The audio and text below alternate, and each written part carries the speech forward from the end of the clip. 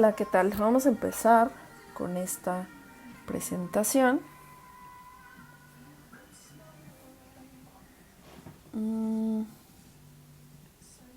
Ok.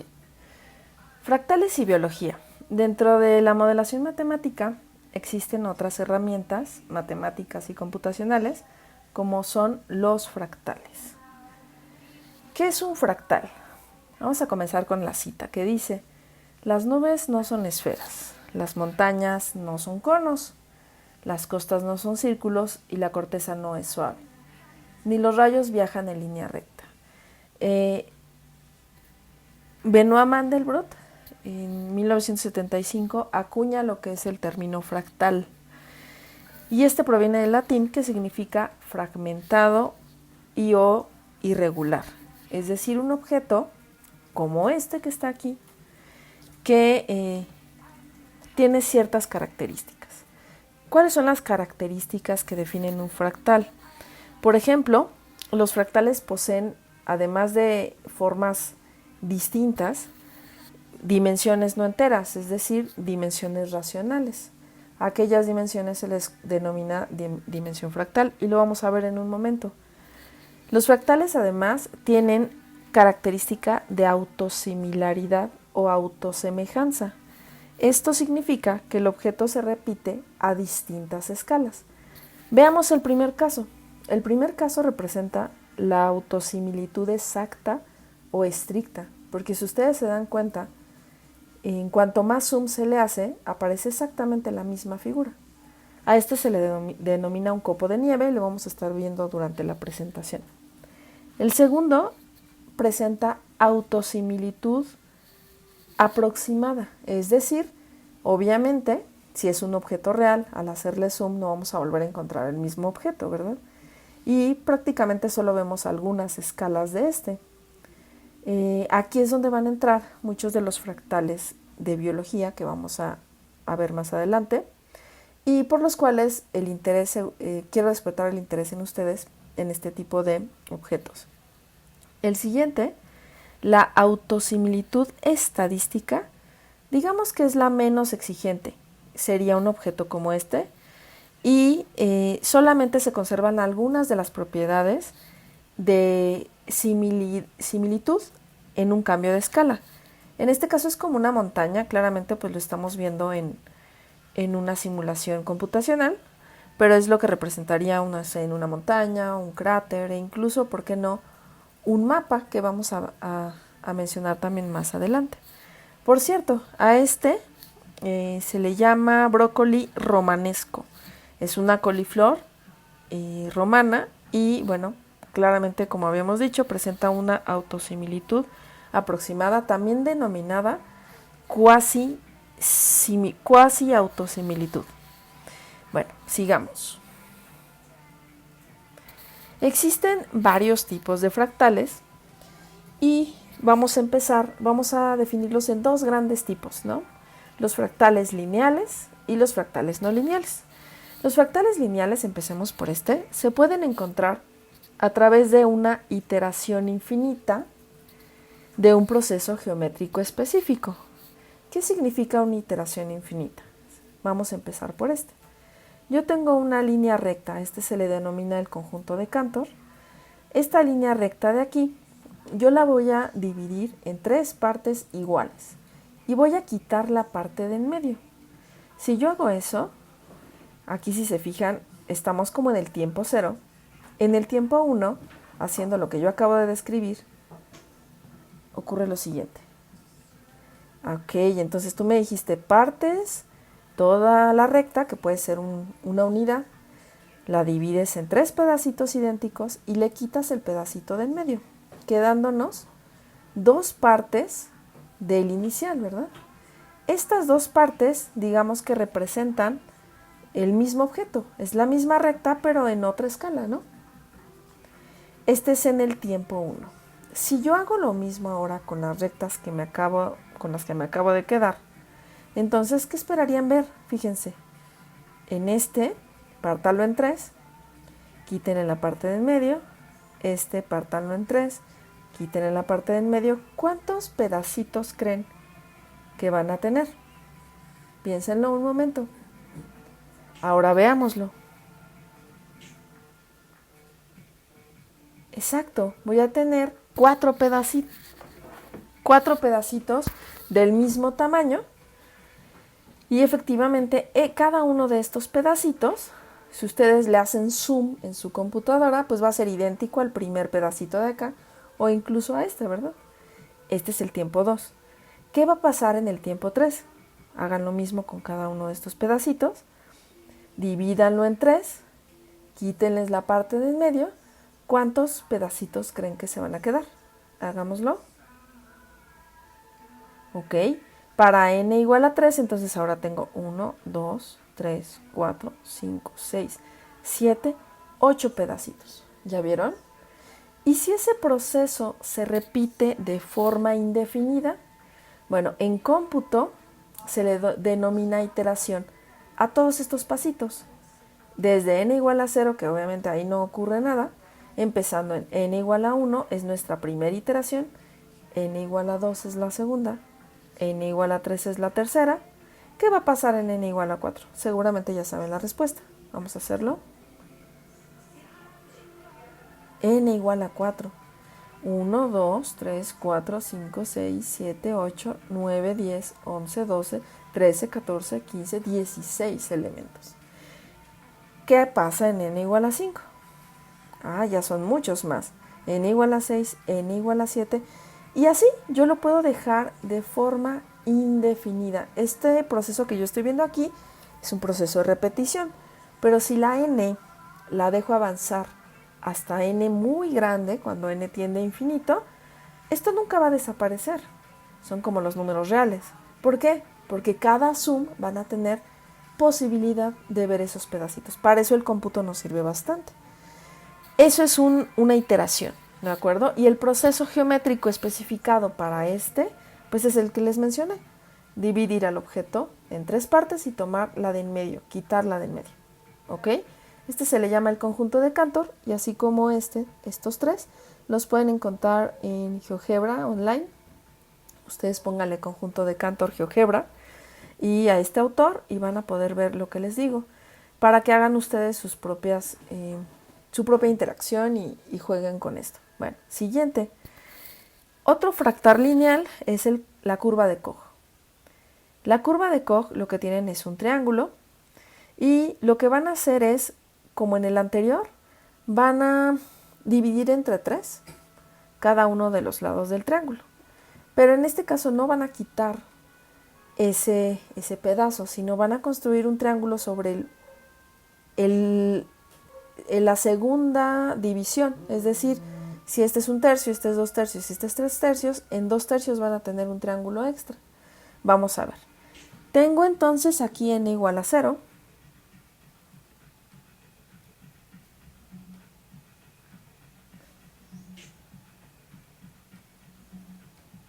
Ay, como que se adelantó muy rápido, espérenme. Ahí está. Ok, para n igual a 1, que por cierto creo que aquí el autor le puso n igual a 2, pero bueno, si vemos que la iteración 0 es aquella en donde no se mueve nada, en la iteración 1, yo tenía este triángulo, dividí entre 3, este lado y este lado, ¿verdad? Este lado de aquí, en la segunda división, se construye un nuevo triangulito, ¿sí?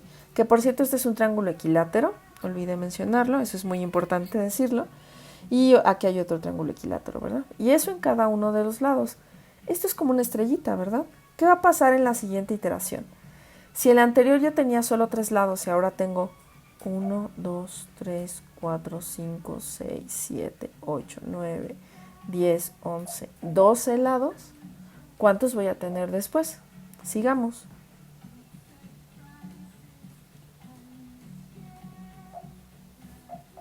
Ok, ahora cada uno, si se fijan por ejemplo en este triángulo, dividí entonces entre 3 cada lado y justo en la segunda división se construye un nuevo triangulito.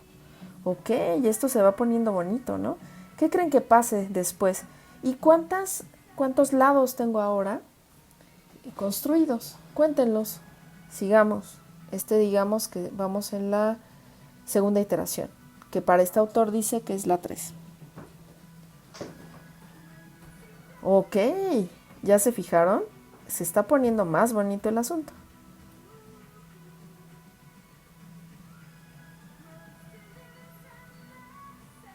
Ok, aquí llega hasta 7. Bueno, pues este es el copo de nieve, ¿de acuerdo? O curva de Koch. También lo pueden encontrar, como les mencionaba, en GeoGebra, ¿no? El anterior es el conjunto de Cantor, no sé si lo mencioné. Y vámonos con el último, el triángulo de Sierpinski.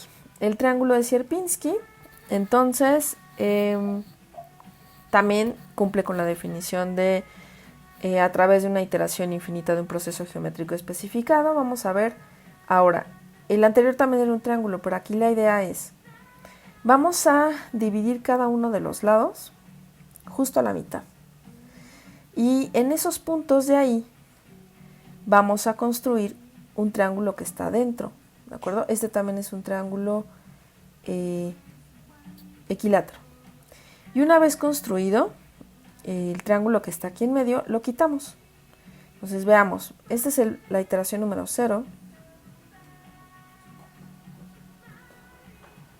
Ahí está la iteración 1, ¿de acuerdo?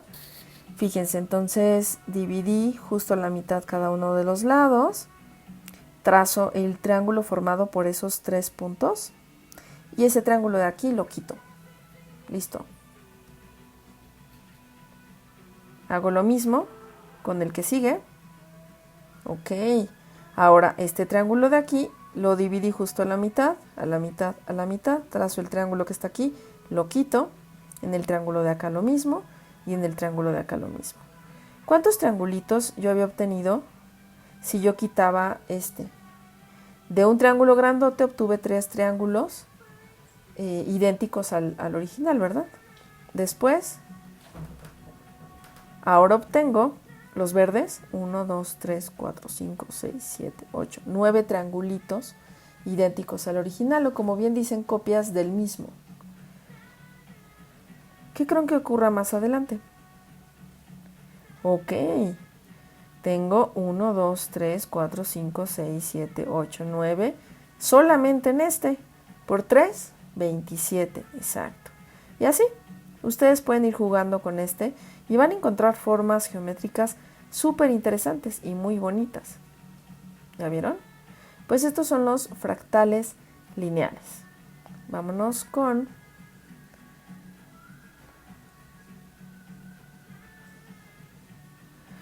fractales no lineales. Los fractales no lineales se encuentran iterando una función no lineal, como su nombre lo dice, definida con los números complejos. Representantes de este tipo de fractales son los fractales de Mandelbrot y el de Julia. El fractal de Mandelbrot, que por cierto, este también lo pueden encontrar buscando de Mandelbrot set en GeoGebra. Nada más que a mí me tardó como hora y media en que se llenara. Va llenando punto por punto a partir de unas ecuaciones complejas que no les voy a explicar porque ese no es el objetivo, pero si alguien gusta adentrarse más en cómo se encuentra este objeto, pues adelante, ¿no? Yo, por ejemplo, aquí, no sé si lo logren ver, aquí eran en 77% llevaba esto. Para llegar a 77 más o menos fue como una hora. Después aquí el videíto lo hice saltándome hasta 100 después. Creo que hasta acá llega hasta 100 y aquí ya está completo. Pero fue como maquinita de escribir, fue llenando punto por punto, punto por punto. Yo les recomiendo bastante. Aquí explica justamente lo que hace esta, es una applet, es una aplicación online que dice dibuja el conjunto de Mandelbrot, es decir, puntos C en los complejos sobre el plano complejo, con la órbita en z igual a 0, bajo la iteración f de z igual a z cuadrada más c. Este es como una parábola compleja, ¿no? Y esta es acotada, esto es, no sé qué, tiende a infinito. Se puede ver que el conjunto de Mandelbrot corresponde al conjunto donde está conectado el conjunto de Julia. Bueno, chéquenlo. Les voy a poner ahora, para que lo vean, digo, esto es muy artístico. Este es haciendo zoom al fractal de Mandelbrot. Yo también les recomiendo que vayan a YouTube. Ahí hay un montón de videos donde pueden ir viendo este tipo de cosas y se pueden divertir bastante. De hecho, hay unos con música. Véanlo.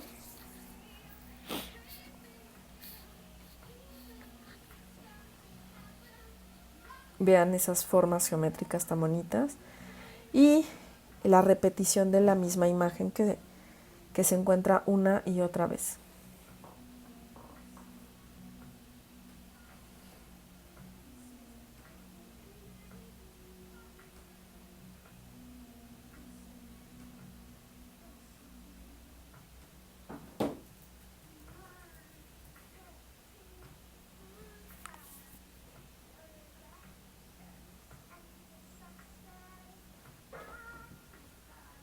De hecho, creo que aquí está representando 10 a la menos 10, por ahí se ve, del zoom que están haciendo cada vez más pequeño.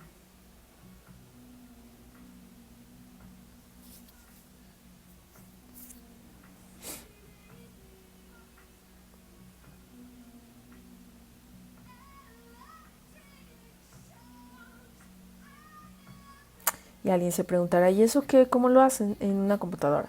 Se programa, como les menciono, esta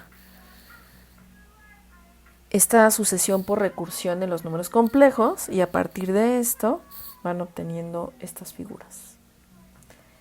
Es maravilloso, vean cómo ahí está de nuevo el escarabajo, ¿no? Es como un escarabajo, se me ocurre. ¿Ustedes qué ven?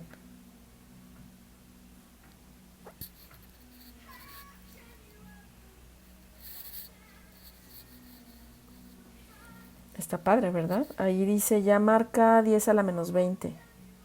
Aquí dice, cuando lo quito, vean. 10 a la menos 20, zoom. O sea, es como si ustedes con su mouse hicieran zoom, zoom, zoom, zoom, zoom, zoom. Y esto no acaba.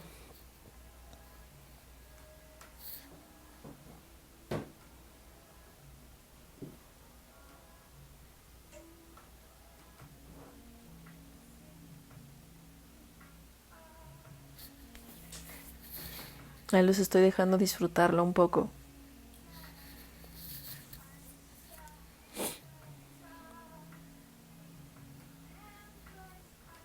Bueno, un poquito, porque estos son 16 minutos, oigan.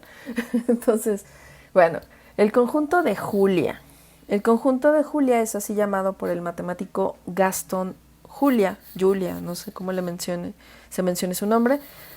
Son una familia de conjuntos de fractales que se obtienen igualmente al estudiar el comportamiento de números complejos al ser iterado por una función específica, que no vamos a mencionar aquí. Igual les recomiendo ir a buscar de Julia Set en Wolfram, en GeoGebra. Y por ejemplo, apenas pude captar los últimos minutos igualmente lo va llenando así, punto por punto. Y aquí apenas son 600 iteraciones. No esperen ver en estas lo que ocurre acá, pero es un buen acercamiento y bueno, es bastante de fácil acceso y no tienen que hacer nada ni ser programadores, ¿no? Les voy a poner un poquito del conjunto de Julia animado, con un poco de música que no sé si se escuche atrás. Disfrútenlo.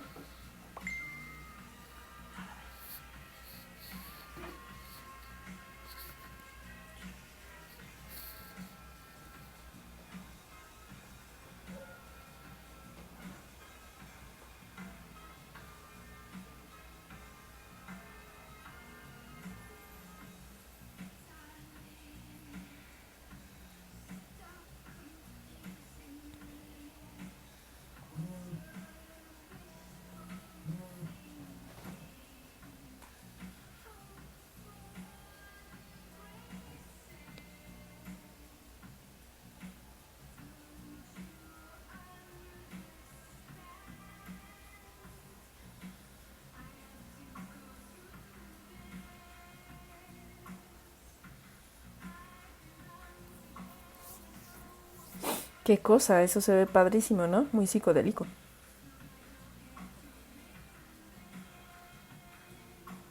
Aquí no se pueden ver las iteraciones, pero la verdad es que se ve bastante bonito.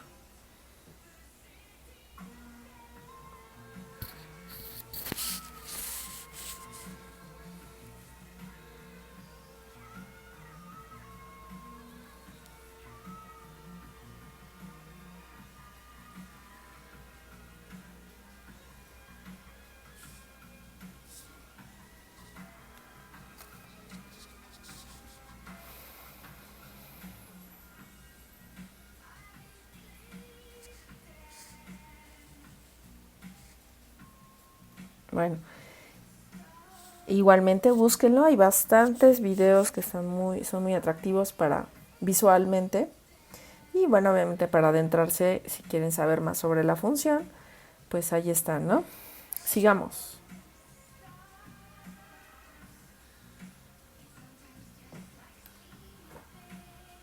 Ok, dimensión euclidiana. A ver, la dimensión es un número, es el número de coordenadas para describir la ubicación de un punto en una figura, por ejemplo. Es decir, a ver, un punto pues obviamente tiene dimensión 0. Una línea tiene dimensión 1. Si nosotros pensamos, por ejemplo, en una carretera, ¿no? Tomamos como referencia una ciudad, es decir, ese podría ser el punto extremo de una línea y se ponen señales que nos van indicando la distancia en los que nos vamos encontrando, ¿no? Podemos hacer un trazo entre el punto de donde vamos y el punto desde donde comenzamos y trazar una línea recta en el supuesto de que exista la posibilidad de hacer eso, dado que estamos pensando que vamos a ir en carretera. No, las carreteras no se hacen en línea recta, ¿verdad? Pero bueno, supongamos, ¿no? Es un ejemplo de la vida real. Entonces, este tiene dimensión 0, este tiene dimensión 1, este pues tiene dimensión 2, ¿verdad? Si nosotros seguimos pensando en ubicaciones, entonces para ubicar, por ejemplo, en un mapita, podemos ubicar las calles, etcétera. Nosotros tenemos que ya fijarnos no solo en una sola línea, ¿verdad? Nos tenemos que fijar en un plano, en donde las calles pues pueden formar una rejilla no tan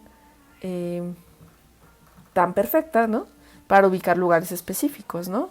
Por ejemplo, podríamos decir, nos vemos en la calle 56 oeste de la avenida 5. Y entonces ustedes lo ubican en un Google Maps y ustedes ven varias de las calles, es decir, estamos hablando de ubicaciones en el plano cartesiano, finalmente. Ahora, si nosotros pensamos en una esfera, por ejemplo, o en un cubo, como en este caso estamos hablando de volumen, estamos hablando de una dimensión 3, ¿sí? Y, pues, o un cilindro, podría ser. Entonces tenemos 3 dimensiones. Ahí tenemos también, además de las coordenadas de un Google Maps, pues necesitamos la altura, ¿verdad? Y con eso pues ya tenemos todas las dimensiones, 0, 1, 2, 3. Ahora, en el caso de mapas como este de aquí, nosotros queremos saber exactamente cuál es la dimensión de esta figura, de este mapita que puede representar, no sé, un lugar desconocido en el mundo. Yo quiero saber exactamente cuál es la dimensión de esto. Pues, ¿qué creen? Que esta dimensión es exactamente la dimensión que vamos a ver ahorita, que va a ser la dimensión fractal, y esta pues va a estar entre 1 y 2, ¿no? Porque bueno, este objeto está metido en el plano, pero no lo cubre por completo, ¿cierto? Y tampoco es una línea. Entonces esto es lo que vamos a calcular en un momento. Bueno, ahí les va. Vamos a pensar en dimensión número 1. Tengo en la dimensión 1, tengo una unidad, una recta de tamaño 1. Es decir, n va a representar las copias. Tengo una copia de esta, ¿no? Nada más. Bueno, si yo divido en 2 partes, L va a representar las divisiones de esta unidad, entonces voy a tener 2 copias de 1 medio cada una, ¿verdad? Entonces en 1D se obtienen 2 copias y cada una tiene tamaño en medio, ¿sí? Bueno, si yo divido en 3 esta misma unidad, entonces yo voy a obtener 3 copias de 1/3 de tamaño cada una. ¿Listo? Vámonos al plano. En 2D se obtienen, yo tengo el cuadradito y yo tengo una copia de este mismo. Ahora, si yo divido en 2 cada uno de los lados de este cuadrado, entonces yo voy a obtener 4 copias del cuadrado original. Entonces se obtienen 4 copias y cada una de esas copias tienen 1/4 del tamaño del original, ¿cierto? En este caso, si yo divido en 3 cada uno de los lados, yo obtengo 9 copias del original, n igual a 9, de un noveno de tamaño cada una. ¿Ok? Esto es en una dimensión de 2. En una dimensión de 3 tengo el cubo. Y para dividir, por ejemplo, cada una de las caras de esta, por ejemplo, justamente a la mitad, entonces yo voy a obtener 8 copias de 1/8 de tamaño del cubo original. O sea, voy a obtener 8 cubitos, miren. 1, 2, 3, 4. Y los de atrás, otros 4, ¿verdad? 4 cubitos del original. Ok. Si yo divido en 3 ahora cada una de las caras de este lado, yo voy a obtener 27 copias de 1/27 del tamaño original. Es decir, aquí hay un cubito. 1, 2, 3, 4, 5, 6, 7, 8, 9. Y por acá voy a tener todos estos, ¿verdad? 9 por 3, 27. Perfecto. ¿Por qué estoy haciendo eso? Porque quiero una fórmula. Cada nivel se compone de n copias de 1 entre r, porque aquí es 8 de 1/8, 27 de 1/27, aquí voy a tener n copias de 1 entre r a la d del tamaño original. Aquí como que se comió algo. Entonces n es 1 entre r a la d, donde 1 entre r representa la escala, 1 entre r representa los pedacitos, ¿sí? Si esta fórmula de aquí yo le aplico logaritmo y esta d representa la dimensión euclidiana en este caso sería el logaritmo de n entre el logaritmo de 1 entre r. Se los dejo de tarea, hagan esto. Y bueno, ahora supongamos que yo quiero checar esta para ver si es cierto que se satisface. Si yo tengo 4 copias del original, entonces n es 4. Y la escala r pues sería de 1/4, de 1/2, perdón, porque elevada a la d pues nos da justo 1/2 a la d es 1/4. Entonces tendría logaritmo de n entre logaritmo de 1 entre 1/2 es logaritmo de 2. Logaritmo de 4 entre logaritmo de 2 justo me da la dimensión 2. Los invito a checar cada una de estas y verán que efectivamente se satisface sin problema. Ahora vámonos a siguiente. Ok. Bueno, habíamos dicho entonces que la dimensión fractal es una de las características de los fractales que denota el grado de irregularidad de un objeto. Entonces, podemos definirla de esta forma, utilizando la fórmula de dimensión euclidiana anterior. Nosotros podemos decir que la dimensión fractal ahora se calcula como el límite cuando epsilon tiende a 0 del logaritmo de n de epsilon sobre n de 1 entre epsilon. Hay varias formas de hacer esto. Una de ellas es contando las copias y la escala, como vamos a utilizar ahorita para calcular la dimensión del conjunto de Cantor y del triángulo de Sierpinski, pero también se puede utilizar bolas de radio epsilon, es decir, llenar al objeto que yo tenga aquí, como este, de bolitas chiquitas de radio chiquito, Ir calculando, por ejemplo, empezar desde aquí, ¿no? Una bola de radio epsilon muy grande que cubra estas partes, después esta, tendrán que ser bolas de radio un poquito mayor, y aquí son bolas muy chiquito. Entonces, cuando digo el límite, cuando, ustedes ya saben el concepto de límite, cuando epsilon tiende a ser es cuando el radio cada vez sea más pequeño, nosotros podemos hacer el cálculo entonces como un aproximado de este cociente y tener una idea de cuánto va a ser la dimensión. Ahora la pregunta para ustedes es, ¿cuál creen que sea la dimensión del conjunto de Cantor?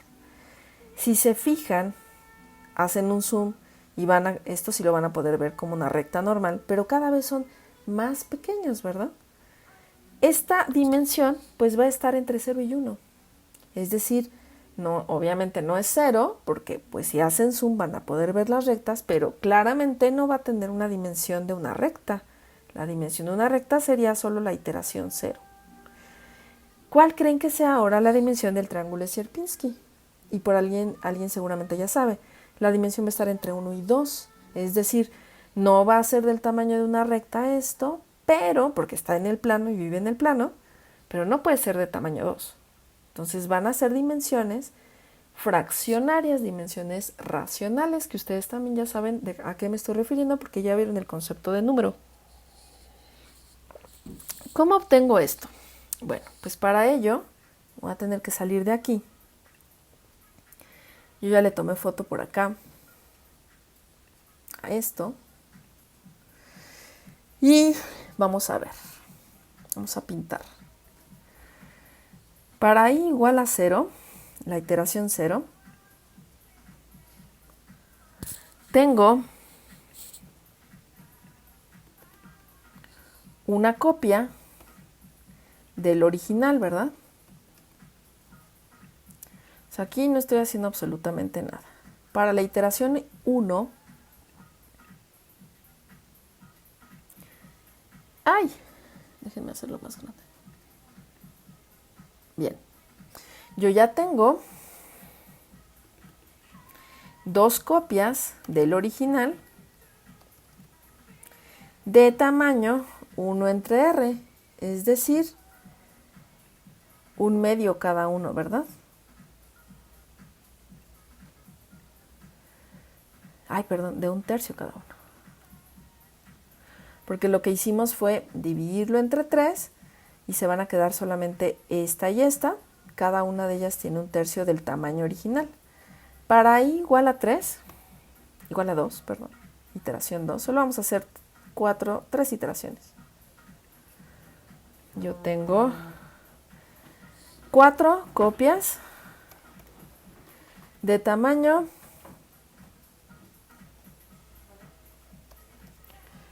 un sexto, ¿no? Bueno, ¿verdad?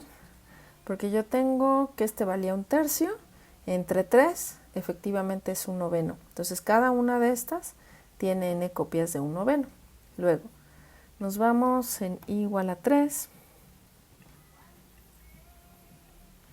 Y yo tengo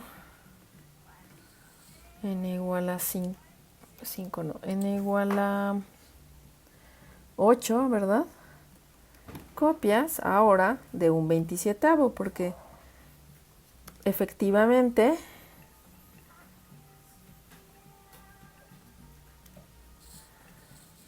déjame ponerla aquí, tengo 1, 2, 3, 4, 8 copias. Si este vale 1/9 y lo divido entre 3, ahora tengo que cada uno de estos vale 1/27, que si ustedes van sumando todas las partes que no están aquí, yo tendría efectivamente la unidad, ¿verdad? Bueno, ¿qué me dice esto? Bueno, les contaba que esto lo pueden usar con bolas de radio epsilon, o incluso se pueden usar cajas, como lo vamos a ver más adelante, pero vamos a intentar usar la fórmula como la vimos antes, es decir, esta, ¿no? Vamos a ver, si yo tengo copias, yo tengo que la dimensión está dada por el logaritmo del número de copias que yo obtenga del original. Vamos a ver, si yo tengo 2 copias, tengo el logaritmo de 2 entre el logaritmo de 1 entre r. R vale 1/3, entonces sería 1 entre 1/3 es logaritmo de 3. Hagan la cuentita y eso es aprox 0.6309, etcétera. ¿Qué creen? Esa es exactamente la dimensión del conjunto de Cantor. Háganlo con el que sigue. Tengo ahora 4 copias, cada una de 1/9, y van a obtener exactamente lo mismo. Háganlo logaritmo de 8 entre logaritmo de 27. Vayan a su calculadora. Log de 8 entre log de 27. Y obtienen exactamente lo mismo. Bueno, entonces vamos a seguir. Esta es la dimensión, como les había mencionado, entre 0 y 1. ¿Y qué significa llevarlo en general a cualquiera de estas? Bueno, como les mencionaba, lo pueden hacer... Ay, ya me equivoqué otra vez. Bueno, entonces, esta es su dimensión fractal, justamente está entre 0 y 1. Y utilizamos la fórmula de las copias. También podremos hacerlo con esto. Esto lo vamos a utilizar más adelante con el conteo de cajas, pero bueno, son las dimensiones con las que se puede calcular. Vámonos con el triángulo de Sierpinski. Ahora yo tengo, para i igual a 0, tengo una copia del original, ya no lo pongo.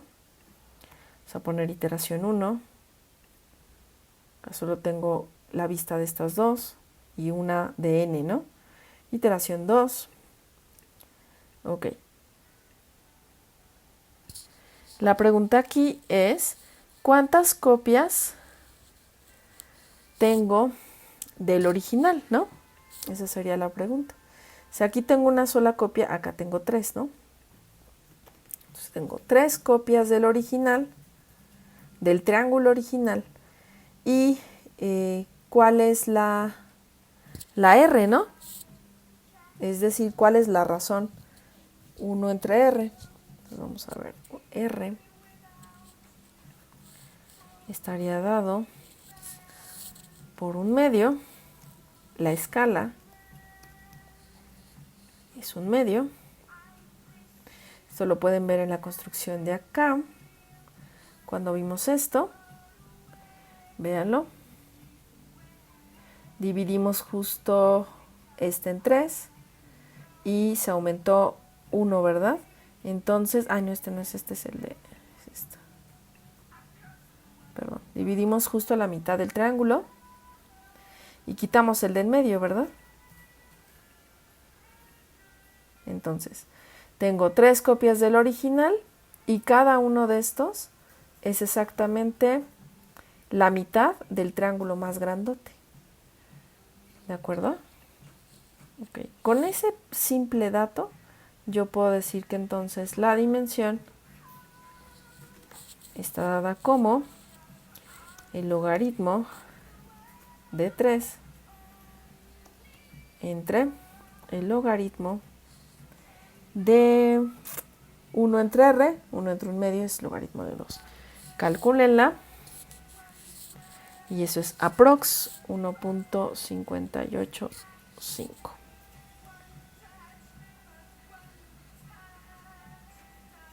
Logaritmo de 3 entre logaritmo de 2. 1.58, 49, etcétera, pero ya lo redondeas 1.5. ¿Qué tendría para la iteración 2? Para la iteración 2 tendría n, vamos a ver cuántas copias del original tengo. 3 por 3 tengo 9. Y la razón o la escala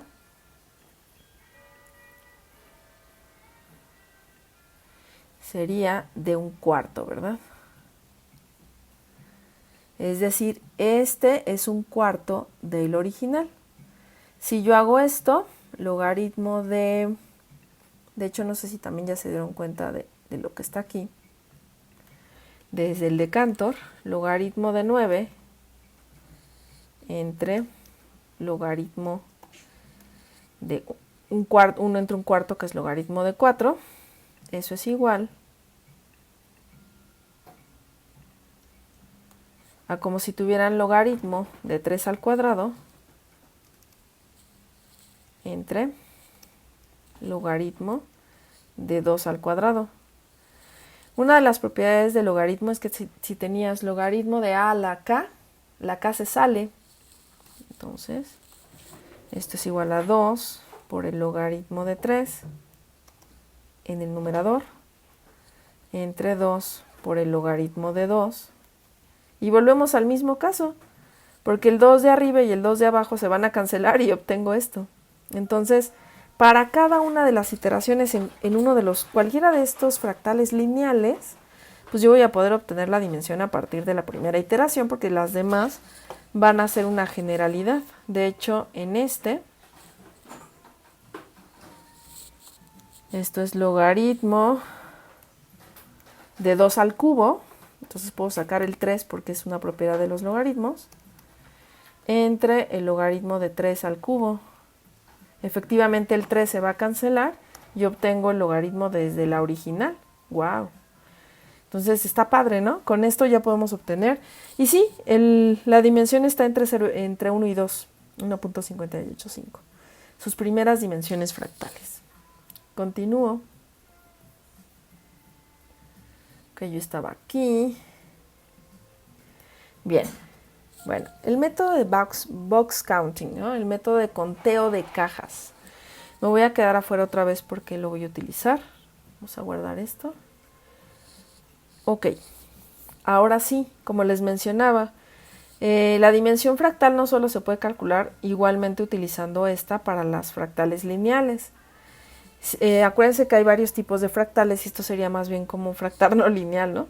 Si yo quisiera encontrar la dimensión de Gran Bretaña, la dimensión fractal, entonces primero lo que hago pues es poner mi mapita, ¿no? Aquí está el mapita de Gran Bretaña. Número 2, cuadricular el mapa de forma tal que yo pueda contar el número de cuadros en los que por lo menos todo lo que es el perímetro esté incluido. Por ejemplo, estoy diciendo que este no está incluido porque este está como adentro de, pero todos los demás sí. Entonces empiezo con un cuadro de tamaño mucho más grande y después voy haciendo la longitud del cuadro más pequeña, como refinando mi cuadrícula. Y a la hora de refinar mi cuadrícula, por ejemplo, aquí estos ya no se incluyen, todo lo que está en gris oscuro no se incluye dentro de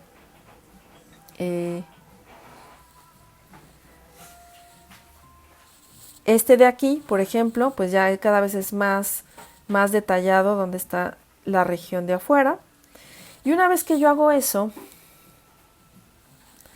déjenme ver, creo que no lo puse aquí, no.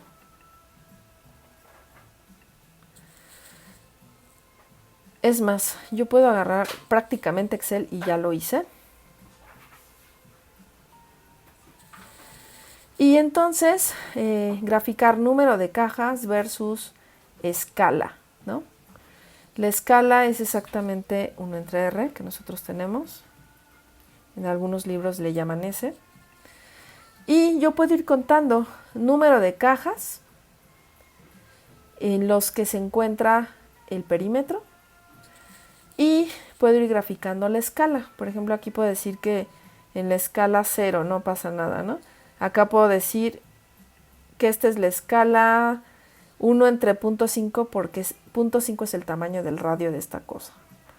Esta es 1 entre 0.25 y saco los logaritmos. Encuentro, y esto lo hice hace ratito, ahorita les voy a enseñar de todos modos otra forma. Saco los logaritmos, saco la recta de tendencia central que aquí ya me la da Excel por default. Y fíjense que con estos datos nada más, una vez que yo hice el conteo de cajas y hago el conteo exactamente de la escala, entonces obtengo que la dimensión es la pendiente de la recta de tendencia central, que en este caso sería de 1.1828, que se aproxima bastante, como vamos a ver en un momento, a la dimensión de Gran Bretaña. Entonces fíjense cómo con algo tan simple podemos hacer el cálculo de la dimensión fractal de un mapa cualquiera. Hay software muy especializado. Aquí les presento, a mí ya les puse la grafiquita. Aquí les presento, este es de Wolfram Alpha, es un videito que les puse. Y se lo puedo hacer más grande. Aquí dice, de hecho creo que se los puedo presentar en vivo. Sí, para que ustedes lo vean. El course, lo que me está diciendo es el tamaño de la cuadrícula. Aquí es un tamaño decente. Y cómo se va refinando la cuadrícula poco a poquito, hasta que se fijan que acá como que sí está mucho más refinado. Y con eso, cómo hacen el cálculo en una gráfica de logaritmo de las cajas contra logaritmo de la escala. Aquí más o menos es lo que nos da. Fíjense, 1.18023, no me quedó tan mal, ¿no? La pendiente. Y en un medio, más o menos cómo quedaría. Ahí va. Se tarda un poquito. Ahí como que le costó trabajo.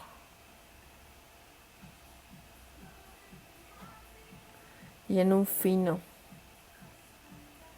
Déjenme, le está costando como bastante trabajo.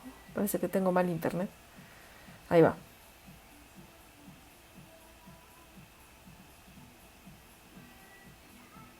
Ahí está. Bueno, aquí está el course, el medium. Ahí está, refinado. Nos está dando de 1.2093. El que se parece al nuestro era el course, entonces este es medio, este es fino. Ya es de 1.2558, entonces sí nos está aproximando más. Este es Gran Bretaña. Fíjense cómo los datos ya se acercan cada vez más a la línea de tendencia central. Aquí está Noruega, por ejemplo. Aquí está Japón. Hay un montón de información. Lean sobre esto, está muy interesante. Entonces, bueno, listo. Este es el método box counting. Entonces les mencionaba que una forma de obtener la dimensión euclidiana es esta, pero también la podemos usar para los fractales lineales. Y ya hicimos el cálculo de cada una de estas. Y también mencionamos que se pueden utilizar también para hacer el cálculo de estas dimensiones fractales, bolas de radio epsilon, y hacer que esas bolas cada vez sean más pequeñas, es decir, que el límite del radio sea cero. Y también podemos hacerlo con cajas. Entonces, utilizando cajas podemos encontrar la dimensión de mapas. ¿Y qué creen? También ahí de hojas, pueden utilizarlo. Al rato vamos a ver otras aplicaciones en paleontología. Entonces hay bastantes cosas que se pueden hacer con las dimensiones fractales. Yo quisiera emocionarlos y que tal vez, no sé, se dediquen. Vamos a comenzar con las aplicaciones. ¿Qué significa que un objeto real, una costa o el sistema venoso cardíaco sea un fractal? Recuerden que estamos hablando de modelos matemáticos, es decir, podemos utilizar al fractal para aproximar al objeto en un rango de escalas y checar si se puede utilizar para describir algunas de las propiedades del fenómeno, del sistema, de lo que estemos platicando, ¿no? Por ejemplo, si nosotros hablamos de árboles, como en este caso, no nos referimos a ellos solamente y sobre todo en esta plática en su sentido botánico, sino podemos entender al árbol como un río y con todos sus afluentes, al sistema arterial o a la red bronquial. Es decir, desde el punto de vista matemático podemos ver al árbol como un conjunto de puntos o vértices unidos entre sí por ramas o arcos. De forma que si caminamos desde un vértice por una sucesión consecutiva de arcos o ramas distintas, podemos regresar siempre al vértice de partida o al nodo, ¿de acuerdo? Este es un tipo de modelos que puede ser bastante aceptable y una primera aproximación para alguno de los objetos que estamos mencionando. Entonces, el proceso de ramificación y subramificación de la naturaleza, de su naturaleza fractal, lo podemos ver en los árboles, en las afluentes de una cuenca hidrográfica, como mencionamos, o en varios de los sistemas arteriales, venosos, sistema cardíaco, en redes del cerebro, redes neuronales, sinapsis, etcétera. Todo esto lo vamos a mencionar a continuación y pues espero que les sea útil y si no, pues que les quede la cosquillita de investigar un poquito más al respecto, ¿no? Entonces recordemos que en el mundo real no existen fractales como tal, ¿no? No existen rectas ni esferas tampoco que anden por el mundo caminando, ¿verdad? Entonces, vamos a construir modelos matemáticos y vamos a empezar con ver les puse aquí 2 papers distintos, pero ambos lo que hacen es estimar la dimensión fractal de copas de los árboles. ¿Para qué se hace eso? Pues para investigar cuál es la superficie, el volumen de la copa, para ver el follaje y el volumen, que el follaje y el volumen de la copa refleja propiedades de autosimilaridad en las copas de los árboles. Por ejemplo, lo que mencionan es que las dimensiones fractales de los árboles más grandes o dominantes fueron mucho más grandes que aquellos que son intermedios, hablando de la misma especie, por ejemplo. Entonces se pueden utilizar como indicadores de la clase de copa, la distribución de follaje, etc. Entonces, por supuesto que es importante estudiarlos y bueno, estos son algunos ejemplos. Como hablamos de afluencia de ríos, entonces este análisis hace un análisis de los caudales de río y vamos a ver a qué se refiere. Por ejemplo,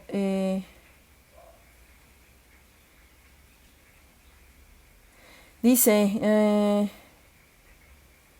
el estudio de comportamiento fractal de las desviaciones acumuladas indica una fuerte afluencia en las infraestructuras de regulación del caudal en los resultados de análisis. Es decir, este tipo de, más allá de lo que diga, obviamente lo que podemos leer en el resumen, este tipo de análisis fractal nos puede ayudar para investigar cómo es que se mueven, cómo se comportan estos caudales, cómo ayudar a que mejoren, o a que haya más, porque a veces existen muy pocos, a aumentarlos o a disminuirlos de acuerdo a lo que yo necesite, a mejorar el ecosistema en el que están incluidos, etc. Y claramente aquí la invariancia bajo escalas, es decir, el que se vean iguales a distintas escalas es muy complicado. Por ejemplo, esta foto que estamos desde aquí viendo, pues sí se notan esta fractalidad, pero obviamente si nos acercamos ya no. Sin embargo, esto nos puede ser útil para sacar esas dimensiones, como les mencionaba, y hacer un buen uso de ellas, ¿no? Las redes pulmonares y de vasos sanguíneos. Híjole, estos temas son bastante bonitos. No sé, por ejemplo, si pensamos para un buen funcionamiento de los pulmones, estos deben maximizar el área de su superficie para poder difundir el oxígeno y el dióxido de carbono. El intercambio de estos gases se realiza a través de 3 redes y esas 3 redes tienen estructuras fractales: la arteria pulmonar, la vena pulmonar, el alveolar bronquial. Entonces las estructuras fractales nos van a proporcionar modelos que van a permitir convertir un espacio de dimensión 3, que son sangre de las arterias y aire del sistema respiratorio, en una estructura que tenga la forma de una superficie de dimensión 2, facilitando el intercambio del gas, por ejemplo. O sea, aquí eso, bueno, les menciono en un buen funcionamiento. Aquí en este artículo nos está mencionando la variabilidad de la dimensión del árbol coronario en pacientes con enfermedad arterial oclusiva. Entonces también nos pueden ayudar a a checar qué es lo que pasa cuando alguien tiene una enfermedad específica, ¿no? Entonces aquí, de hecho aquí menciona, los pacientes sin enfermedad arterial oclusiva presentan mayor variabilidad en la secuencia de dimensiones fractales. Hay mayor variabilidad en los datos, ¿no? Evaluada con la diferencia neta, generalmente diferente de cero. Entonces, bueno, esta es la idea de estudiarlo a partir de la dimensión fractal, ya sea las redes pulmonares o los vasos sanguíneos, ¿no? En este caso, hablan del cáncer, por ejemplo, y distintos tipos de cáncer, cómo se puede... la metástasis, claro. De hecho, ahorita más adelante, igual que en este caso, vamos a poder ver que la dimensión fractal se puede calcular en pequeños tumores, o en este caso la metástasis que se está presentando en las venas, en la red de venas, ¿no? Su crecimiento y la forma en cómo se expanden en el cuerpo del paciente. Entonces esta metodología nos puede ayudar en el diagnóstico y en el monitoreo de esta evolución del cáncer y por consecuencia en su tratamiento, lo cual es bastante, bueno, desde mi punto de vista, es muy interesante y vale la pena seguir estudiando. Las redes neuronales, pues es lo que más se conoce en términos de fractalidad. Y bueno, aquí les doy un paper. La idea es, como les digo, que ustedes vayan y lo busquen y vean qué es lo que nos está indicando, ¿no? En este caso, en las redes neuronales, la introducción de la geometría fractal en el análisis cuantitativo y la descripción de la complejidad geométrica de los sistemas naturales han sido el mayor paradigma de las últimas décadas. Esto es en el 2013. Modelo matemático que ofrece un lenguaje universal para la descripción cuantitativa de neuronas y así como de todo el cerebro, con su estructura tridimensional y espectro fisiopatológico. Desde un punto de vista holístico, nosotros podemos ver varios conceptos que se pueden aplicar. Bueno, chequen esta parte, también es bastante interesante, no solo en las enfermedades neuronales, sino en la ocurrencia de ciertos patrones a nivel de conciencia o a nivel de cognición, ¿no? Chequenlo, es bastante interesante. La osteoporosis. Bueno, la osteoporosis es una enfermedad que para poder ser diagnosticada tiene que estar en una fase bastante avanzada.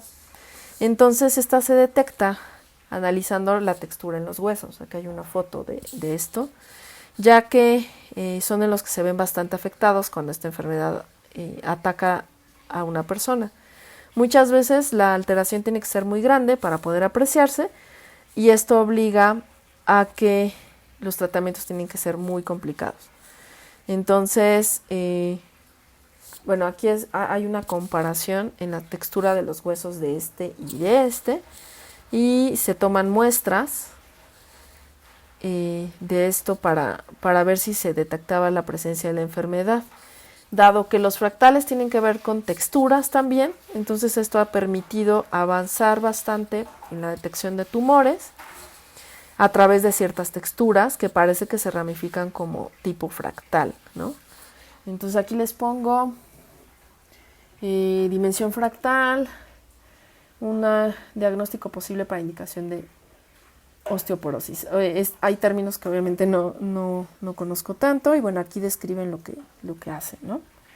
Les recomiendo, está súper interesante.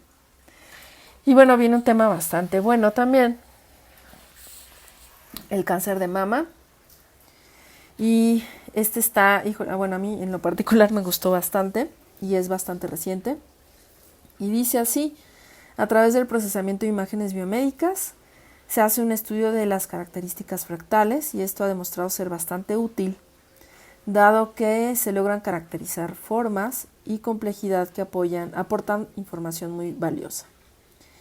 Se calcula la dimensión fractal y se anticipa una clasificación e información maligna o benigna. Por ejemplo, esta es una foto en la que hay unos tumores en este caso y se utiliza procesamiento y cálculos con un software específico.